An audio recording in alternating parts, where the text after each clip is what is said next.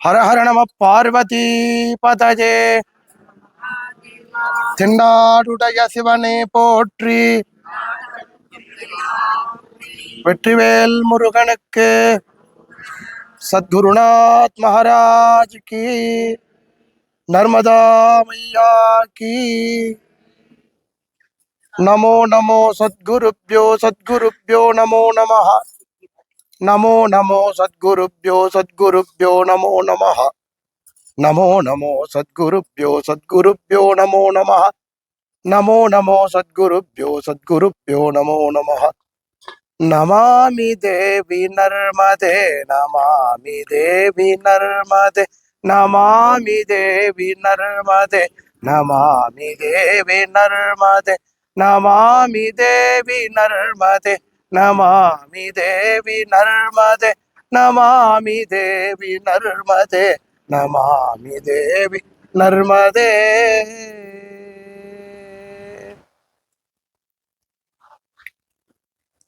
நர்மதா பரிக்கிரமால அற்புதமான ஒரு தினம் இந்த நாள். நர்மதா ஜெகன்மாதாவாகப்பட்டவள் ஆச்சரியகரமான ஒரு புண்ணிய நதியாக நமக்கு அனுகிரகம் பண்றார். புண்ணிய நதிகள்ல 5வதான புண்ணிய நதியாக நர்மதாவை குறிப்பிடப்பட்டிருக்கு. கங்கேச்ச யமுனே சைவா கோதாவரி சரஸ்வதி நர்மதா சிந்து காவேரி அப்படின்னு நர்மதை 5வது புண்ணிய நதியாக அமைஞ்சிருக்கு.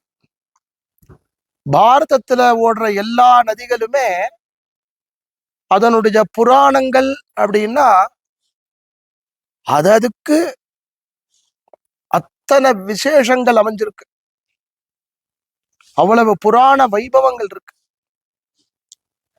அதுல நர்மதாவை பத்தி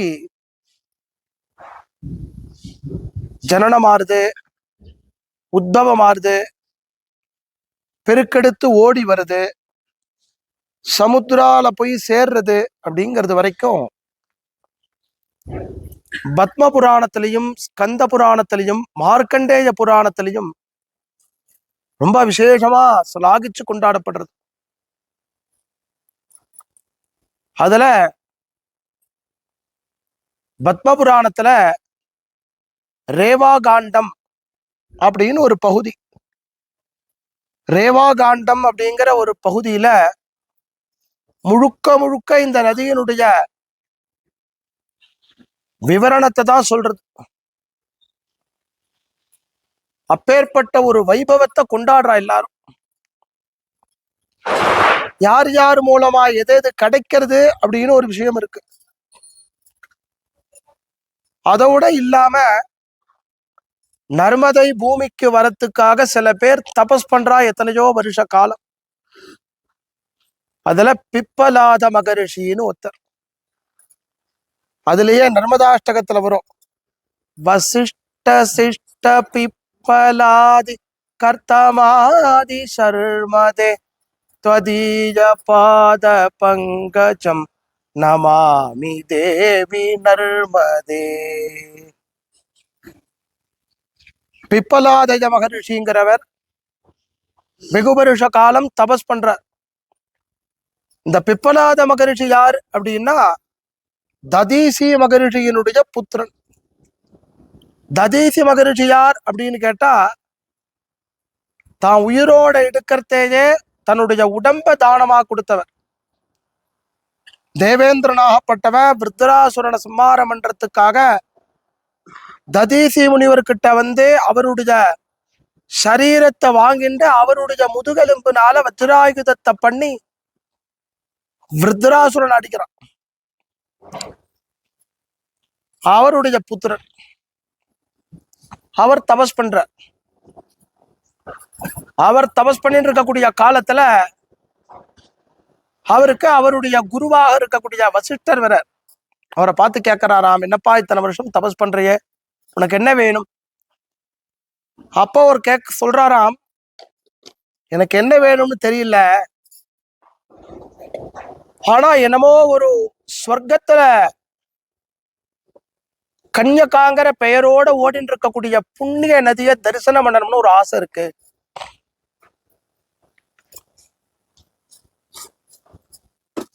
அதுக்காக தபஸ் பண்றேன்னு உடனே வசிஷ்டர் சொன்னாரா, அது லகு கிடையாது. என்ன காரணம் அப்படின்னா,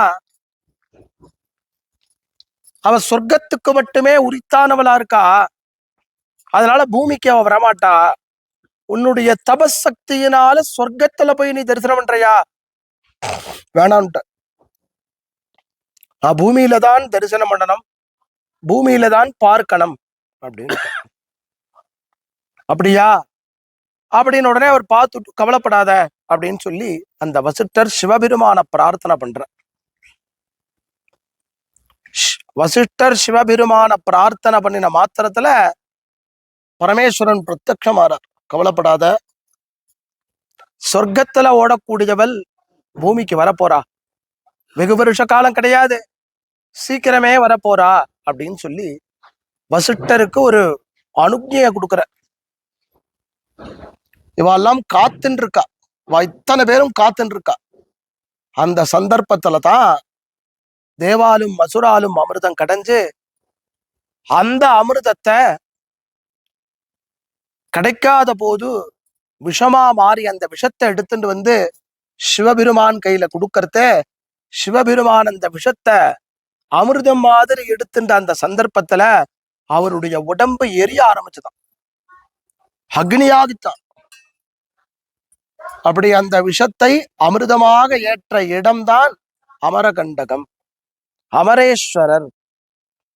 அப்போ அந்த விஷம் பிரம்மாண்டம் முழுக்க பரவாமல் இருக்காமலும் சிவபெருமான ஒரே இடத்துல அந்த விஷத்தை அடக்கி தங்க வைக்கிறதுக்காக ஜெகன்மாதாவான பார்வதி தேவி ராத்திரி முழுக்க தேவாலேருந்து ஆரம்பிச்சு அத்தனை பேரும் காத்திருந்து சிவ பூஜை பண்ணினதும் சிவராத்திரி. அந்த சந்தர்ப்பத்துல சிவபெருமான குளிர்விப்பதற்காக சொர்க்கத்திலேந்து எடுத்துட்டு வரப்பட்ட அந்த புண்ணிய நதியே சிவபெருமான் மேல அபிஷேகம் ஆறுது. சிவபெருமானுடைய அக்னி அப்பையும் குறையல. அப்போ நெற்றிக்கண்ணை திறக்கிறார். அந்த நெற்றிக்கண்ணுள்ளுக்குள்ள அந்த நதி உள்ள போய் வெளியில வருது. அமிர்த துளி மாதிரி வெளியில வந்து விடருது. அந்த அமிர்த துளி மாதிரி வெளியில வந்து விடருது பாருங்க, அப்பதான் நர்மதா. அப்போ சிவபெருமான் எவ்வளவு விசேஷமோ, சிவபெருமானை போன்ற விசேஷம் உடையவள் நர்மதை. ஜடாஜூடத்துல பிரவேசமாயி நெற்றிக்கண் வழியா வெளியில வந்தாலாம். அதனால ஜடா சங்கரி அப்படின்னு அவளுக்கு பேர். ரேவான்னு இந்த க்ஷேத்திரத்துக்கு பேரு, அதனால அவருக்கு ரேவா அப்படின்னு பேரு. எப்படி கங்கை பகீரதன் கேட்டுண்டு சிவபெருமான் சொன்னாராம், கங்கை வருவாப்பா, ஆனா கங்கையை தாங்கிறதுக்கு பூமியில ஒண்ணும் முடியாது அப்படின்னாரோ, அது மாதிரி சிவபெருமான் விந்திய பர்வதத்தினுடைய புத்திரனை கூப்பிட்டாராம். நர்மதையினுடைய வேகத்தை உன்னால தாங்க முடியாது, நர்மதைக்கு ஷோடச சகசிர கலைகள் உண்டு. எவ்வளவே? 16,000 கலைகள் உண்டு. 16,000 கலைகள்ல உள்ள எல்லாத்தையும் நான் வாங்கிட்டு கொஞ்சோண்டு வெளியில விடுவேன், அத உன்னால தாங்க முடியுமான்னு கேட்டான். விந்தியாச்சலனுடைய புத்திரன் அவன் தான் இங்க தபஸ் பண்றான். ஒரு ராஜா, ஒரு மகரிஷி, இவ 2 பேரோட சம்பந்தப்பட்ட பூமியில வந்து சேர்றா. அப்படி அவள் பூமியில பிரத்யட்சமா காட்சி கொடுத்த புண்ணிய பூமியாக இருக்கக்கூடிய அமர்கண்டக் அப்படிங்கிற இடம்தான் அமரகண்டகம். அப்படிங்கிற இடத்துல தான் நாம இப்போ உட்கார்ந்து இருக்கோம். நேத்திக்கு சொன்னதனுடைய அவற்றோட இப்ப நமக்கு கிட்டத்தட்ட நர்மதைய. அப்ப எத்தனை வசத்தி! வசிஷ்டர் உட்கார்ந்துண்டு, பிப்பலாயத மகரிஷி உட்கார்ந்துண்டு, கர்த்தம பிரஜாபதி வைவஸ்வத முனுலேருந்து அத்தனை பேரும் உட்கார்ந்துட்டு இருக்கலாம். அதுல இந்த ஜெகன்மாதா கன்னிகா வெளியில வரத்த சூரிய குலத்தினுடைய பிரதம ராஜா வைவஸ்வத மனு அவர் பிரார்த்தனை பண்ற. என்ன பிரார்த்தனை பண்றார்? பூமிக்கு நீ வந்துட்ட, இன்னும் நிறைய நதிகள் தேவைப்படுறது, அவெல்லாம் எப்போ வருவா? அவளெல்லாம் நாங்க தரிசிக்க முடியுமா? அப்படின்னு உடனே நர்மதை சொன்னாலாம், சீக்கிரமே வருவான்னு. கங்கை வருவதற்கு முன்பு தோன்றியவள் நர்மதை. வைவஸ்வதமனுக்கு ஒரு வாக்கு கொடுக்கிறா, கங்கை வருவாள். அதனால தான் கங்கையாகப்பட்டவள் ஒரு பசு வடிவத்தை எடுத்துக்கொண்டு வருஷத்துல ஒரே ஒரு நாள் இங்க கலக்கிறா. மனுஷாலினால ஏற்படக்கூடிய தீங்குகள் எல்லாம் கங்கை இங்க கலப்பதனாலேயே நீங்கி விடுறது. அவ்வளவு ஒரு சிரேஷ்டமான புண்ணிய நதி நர்மதை. மார்க்கண்டேய மகரிஷி தபஸ் பண்றார். மார்க்கண்டேய மகரிஷி தபஸ் பண்ணி இருக்கக்கூடிய காலத்துல அதுல இன்னொரு ஸ்லோகம் சொல்லும், முருக்கண்டு சூணு சௌனு க சுராரி சேவிதம் சதா அப்படின்னு வரும். அதுல மிருகண்டுவனுடைய புத்திரன் தான் மார்க்கண்டேயர். மிருகண்டு மகரிஷியினுடைய புத்திரன் தான். மிருகண்டு மகரிஷி புத்திரபாக்கியம் வேண்டி தபஸ் பண்ணி அவருக்கு புத்திரபாக்கியத்தை பரமேஸ்வரன் சொல்றதே இந்த ஜென்மால கிடையாது. இந்த ஜென்மாவுக்கு உனக்கு ஒரு புத்திரன் வேணும் அப்படின்னு கேட்டா அதிக வயசு இருப்பான், ஞானம் இருக்காது, அதனால உனக்கு கிடைக்காது. குறைச்ச வயசோட ஞானவானா இருப்பான்னு உடனே பகவான்கிட்ட பிரார்த்தனை பண்ணாராம். அந்த மிருகண்டுவனுடைய புத்திரன் தான் மார்க்கண்டேயன். அதனாலதான் அதுல சொல்றப்படுறது.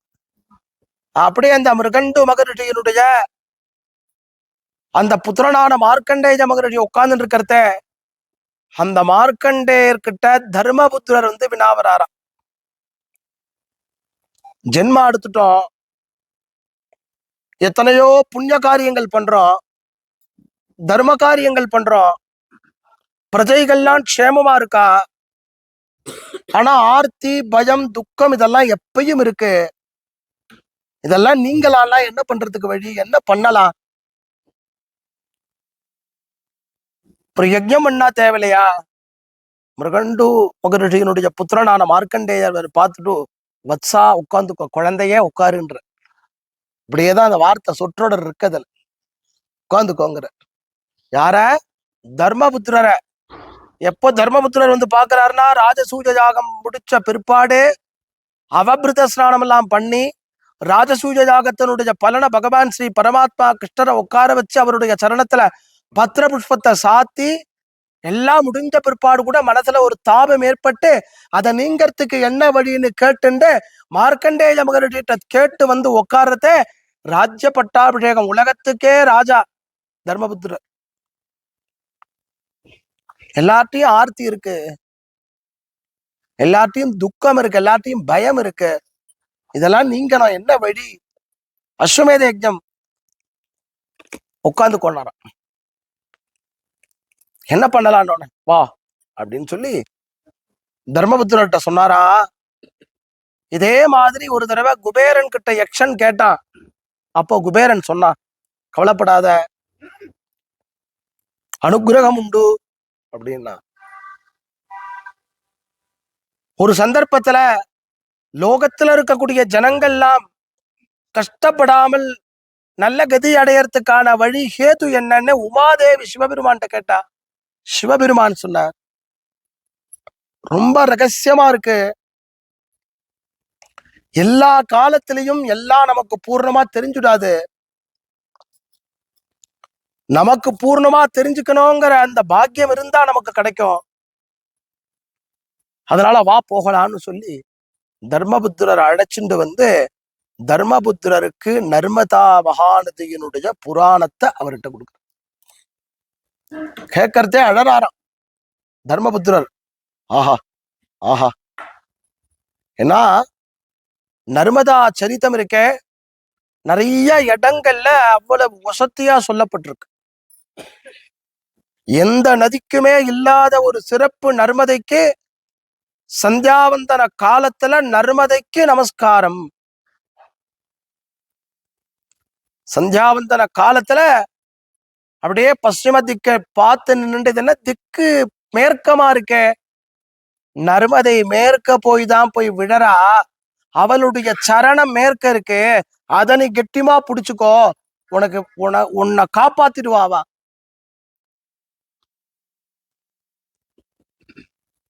தர்மபுத்திரருக்கு நர்மதை நதியினுடைய சரிதத்தை சொன்னாரா.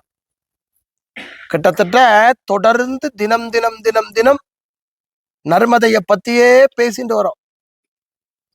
காலையில எழுந்ததா இருக்கட்டும், சாயந்தரம் உட்காந்துக்கிறதா இருக்கட்டும், ராத்திரி தூக்கமா இருக்கட்டும், மத்தியானம் சாப்பிடுற நேரமா இருக்கட்டும், எப்ப பார்த்தாலும் சதா சர்வ காலமும் நர்மதைய பத்தியே பேசிட்டு வரோம். காரணம் என்ன அப்படின்னா, ஒரு இடத்துல ஒன்னொன்னு சிறப்பு. கங்கையில நதியில ஜீவனை விட்டுட்டா மறிச்சுட்டா அப்படின்னு கேட்டா அவ திருப்பி ஜென்மா எடுக்கணும். காசியில பூமியில தான் மரணிக்கலாம்.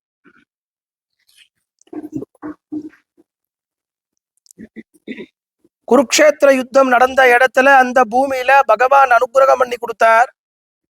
அது நதியா இருக்கட்டும், தடாகமா இருக்கட்டும், அந்தரமா இருக்கட்டும், யாரா இருந்தாலும் அடிச்சு கீழே விழுந்தானா அவனுக்கு சொர்க்கம்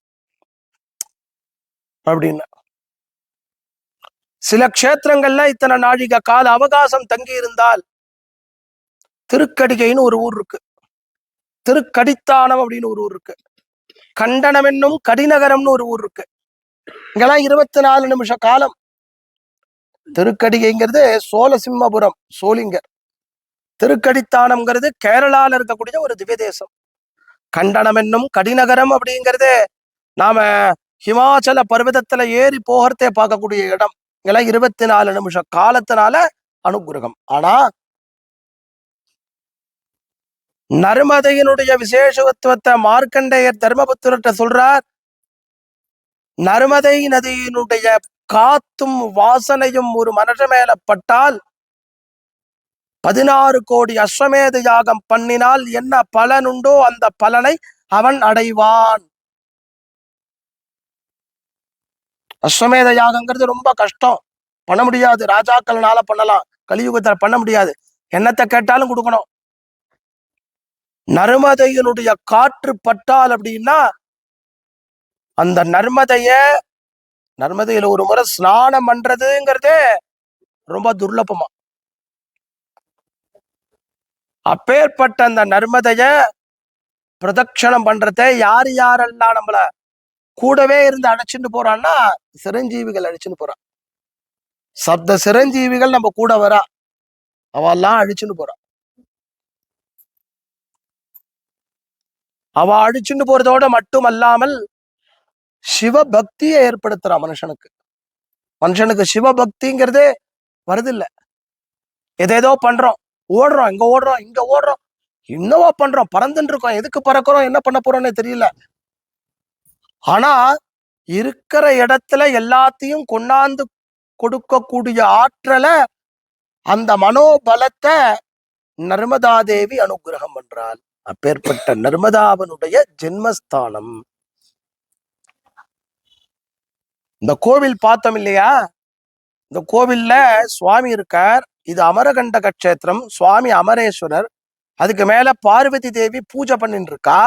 அவளுக்கு நேர் எதிர்த்தா மாதிரி நர்மதை, நான் இங்க இருந்து கிளம்பி பிரயாணப்பட்டு போறேன் அப்படிங்கிறா. ஆகட்டம்ங்கிறாராம். ஆகட்டம் அப்படிங்கிறா. கன காம்பீரியமா கிளம்புறா, ஜாஜ்ஜல்யமா கிளம்புறா. இதுக்கு மேல ஒரு பர்வதம் இருக்கு, மைக்கல பர்வதம்னு இந்த பர்வதத்துக்கு பேர். விந்தியாச்சல பர்வதமா இருக்கக்கூடிய இந்த இடத்துல இவள் ஜனிக்கிற அந்த மூல பிந்து ஸ்தானம் இருக்கு பாருங்க, ரொம்ப மைய புள்ளி. அந்த புள்ளிதான் இதற்கு மேல நதி மூலம்ங்கிறோம் பாருங்க. நதியினுடைய ஜனனம் வேற, நதியினுடைய மூலம் வேற, ரெண்டுத்துக்கு நிறைய இருக்கு. அந்த மூலம், அந்த விதை அந்த பர்வதம் இதுக்கு மேல இருக்கு. அந்த இவ்வளவு பெரிய விருட்சம் இருக்கு. இவ்வளவு பெரிய விருட்சம் எதுல இருக்கு? இத்தனோண்டு விதையில இருக்கு. விதை பார்த்தா அங்குஷ்ட பிரமாணம் தான் இருக்கு. சில விருட்சங்களுக்கு பார்த்தேன்னா மரம் எந்த அளவுக்கு போகுமோ அந்த அளவுக்கு வேர் போகும். வில்வ விருட்சத்துக்கு மட்டும் அது உண்டு. வேர் எப்படி போகும்னு கேட்டேன்னா வில்வ விருட்சத்துக்கு இப்படி போகாது.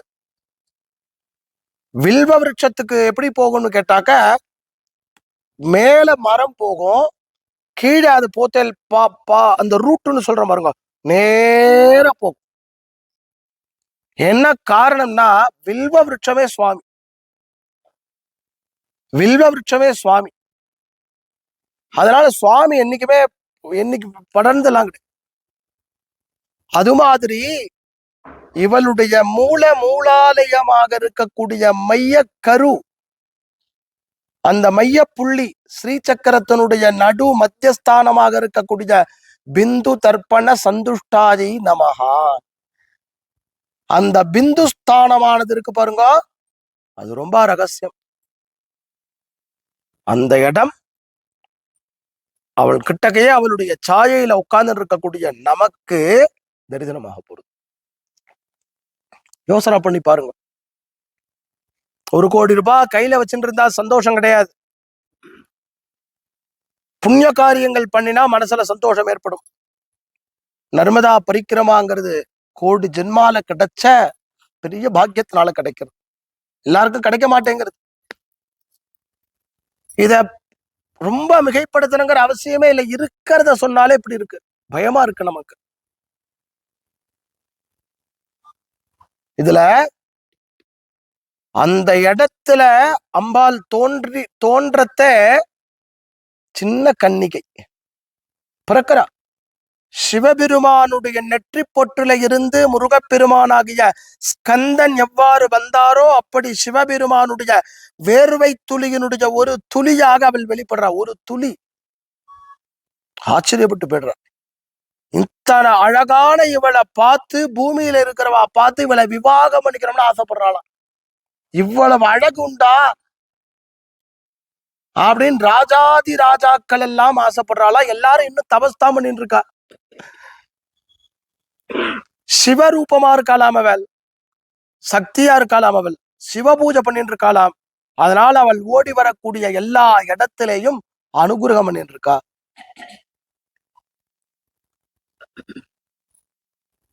அந்த குழந்தை பாக்கறத, அந்த பிறந்த குழந்தைய நம்ம ஆத்துல கொண்டாடுறதே, ஒரு 3 வயசு குழந்தையா இருக்கிறதே எப்படி இருப்பாளோ அழகான அந்த திருமுக மண்டலம். அந்த திருமுக மண்டலத்துக்கு மத்தியத்துல தாமரை மாதிரி பார்க்கக்கூடிய, அப்பயே தாமரை மலர்றது அது மாதிரி 2 புருவங்கள், 2 புருவங்களுக்கு மேல நெற்றி திலகம். நெற்றி திலகத்துக்கு அழகு சேர்க்கிற மாதிரியான கஸ்தூரி பொட்டு, குங்கும சாந்து, வகுடெடுக்காத தலைமுகம், அப்படி உதடு சிரிக்கிறது. அந்த சிரிப்பை பார்த்தோம்னா சூரிய பகவான் காலையில உதிச்சு வெளியில வரத்தே இருக்கக்கூடிய அந்த ரத்த வர்ணம், கழுத்தை ஒட்டி ஹாரம், முத்து மாலை, கைகள்ல அபய வரத ஹஸ்தத்தோட அனுகிரகம் பண்றா. தங்க வளைகள் அப்படியே ஜொலிக்கிறது. இடுப்புல சின்னதான உட்டியானம் போட்டு இருக்கா. பட்டுப்பாவாடை கட்டின்னு இருக்கா. அந்த தலைமுடி வாரி பின்னி குஞ்சலம் வச்சுட்டு இருக்கா. வாசனாதி புஷ்பங்கள் தலையில சூடின்னு இருக்கா. சின்ன குழந்தையா அப்படியே நிக்கிறா. கால்ல கொலுசு சல் சல் அப்படின்னு சத்தம் இடுறது. அப்படி ஒரு அடிக்கு ஒரு அடி எடுத்து வைக்கிறத, அந்த பாதத்தை பிடிச்சால் இனிமேல் ஜென்மா தீர்ந்துடுங்கிற அந்த எண்ணம் ஏற்படுறது. இவள்தான் பாலா என்கின்ற அதி ரகசியமான ஸ்ரீவித்யா உபாசனையில தேவிய பூஜிப்பவர்களுக்கு தரக்கூடிய திவ்ய தரிசனமாக தரக்கூடிய, அருளாட்சி தரக்கூடிய தேவியாக, பிரசன்னதையாக வீற்றிருக்கக்கூடிய ஜெகன்மாதா. நான் சொல்லிட்டேன், என் உடம்பு அப்படியே மயிர் கூச்சறிகிறது. சத்தியமான விஷயத்த பேசுறதே நம்மள அறியாது. அந்த இடம் நாளைக்கு காலையில பார்க்கக்கூடிய இடம் அவ்வளவு அபரிமிதமானது. இந்த இடத்துக்கு பேரு மாயிக்கி பகீச்சான்னு போவோம் பாருங்க. அங்கெல்லாம் அவள் ஓடி விளையாடினவள். இன்னும் முழுசா பல்லு முளைக்கல, பிஞ்சு பிஞ்சு பற்கள். அதனால அவளுக்கு மிருதுவான நைவேத்தியம். அவளே குழந்தை, சின்ன குழந்தையா இருக்கா. அவளை போய் பார்க்க போறோங்கிறத நாமளும் குழந்தையா தான் இருக்கணும். குழந்தை எப்படி இருக்கும்? சந்தோஷமா இருக்கும், சிரிச்சின்னு இருக்கும், கள்ளம் கபடம் இல்லாமல் இருக்கும், வெள்ளை உள்ளத்தோட இருக்கும். நர்மதை ஆற்றங்கரையில வசிக்கக்கூடிய ஒரு ஜீவனம் அப்படி இருக்கும். உதாரணம், நேத்திக்கு ஒருத்தருடைய கிரகத்துக்கு போனோம். இத்தினூண்டு கிரகம், எல்லாரும் கூடி வாழறா, எல்லாரையும் கூப்பிடுறா, உட்கார வைக்கிறா, நம்மள உபச்சாரம் பண்றா. நமக்கு ஆச்சரியமா இருக்கு. இப்படியும் உண்டா? அப்பேற்பட்ட அந்த ஜெகன்மாதா அவனுடைய அனுகிரக விசேஷத்தினால கிடைக்காத ஒரு அனுகிரகமான நர்மதா பரிக்கிரமாங்கிற புண்ணிய யாத்திரை. அம்பாளுடைய பிரசாதம், அம்பாளுடைய அனுகிரகம், அமருகண்டக கஷேத்திரம் அனுபவிச்சோம். அத்தனை பேருக்கும் அனுகிரகம். ஹரஹர நம பார்வதி பதஜே. தென்னாடுடைய சிவனே போற்றி. நர்ம